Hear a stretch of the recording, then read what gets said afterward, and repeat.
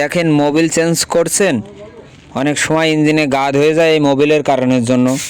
এই দেখেন এই মোবিলটা, এটা কিন্তু নতুন গাড়ি, তার মোবিলের কালার দেখেন যে লালচে লালচে ভাব। আসলে অনেক মোবিলই আছে যে লাল কালার, যেমন এই যে মোটুলের বা যে কোনো ফুল সিনথেটিক, সেমি সিনথেটিক, এই মোবিলটা কিন্তু লাল কালার হয়। তাদের জন্য বলছি যে আপনারা অবশ্যই কিন্তু আমাদের মতন এইভাবে ফ্লাশ বানায়ে ইঞ্জিন ফ্লাশ দিয়ে ইঞ্জিনটা পরিষ্কার করে নেবে। এই যে আমরা দেখেন যে ফ্লাশটা বানাচ্ছি, এটা কিন্তু তেল দিয়ে আর নতুন মোবিল দিয়ে আমরা এই যে ভালোভাবে ঝাঁকাই যে এটা ভরা হলো। এখন কিন্তু আমরা কিছুক্ষণের জন্য গাড়িটা স্টার্ট করে রেখে দেবো, তারপরে এটা আবার ফেলাই দেবো। এই দেখেন স্টার্ট করে আর রেখে দিচ্ছে, দেখেন আস্তে পিক আপ দিয়ে না।